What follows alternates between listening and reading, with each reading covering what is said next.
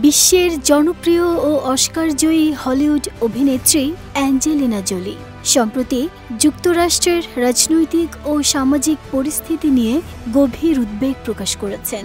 স্পেনের San Sebastian চলচ্চিত্র উৎসবে অংশ নিয়ে এক সাংবাদিকদের প্রশ্নের জবাবে তিনি বলেন, এই মুহূর্তে আমি আমার দেশকে চিনতে পারছি না।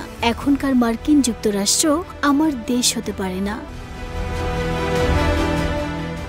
জানা গেছে, যুক্তরাষ্ট্রের বর্তমান বাক স্বাধীনতা ও মত প্রকাশের অধিকারের ওপর ক্রমবর্ধমান হুমকি প্রসঙ্গে প্রশ্ন করা হলে জোলি বলেন, আমি আমার দেশকে ভালোবাসি, কিন্তু এখন এমন সময় চলছে যেখানে ব্যক্তিগত স্বাধীনতা ও মত প্রকাশের অধিকার সীমিত হয়ে যাচ্ছে, যা অত্যন্ত বিপজ্জনক।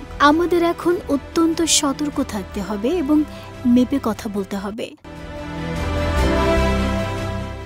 জোলি আরও জানান, আমি সবসময় আন্তর্জাতিকভাবে থাকতে চেয়েছি। আমার পরিবার আন্তর্জাতিক, আমার জীবন, আমার দৃষ্টি সমান এবং ঐক্যবদ্ধ। তবে রাজনৈতিক কারণে আমার দেশকে আমি এখন চিনতে পারছি না। এই মুহূর্তে দেশে যা চলছে সেজন্য আমি আমার দেশকে স্বীকৃতি দেই না।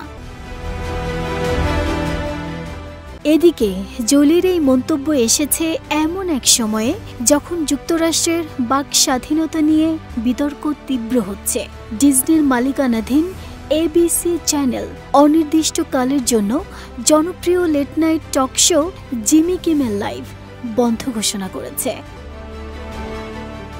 নাহিদা স্মৃতি, দেশ রূপান্তর।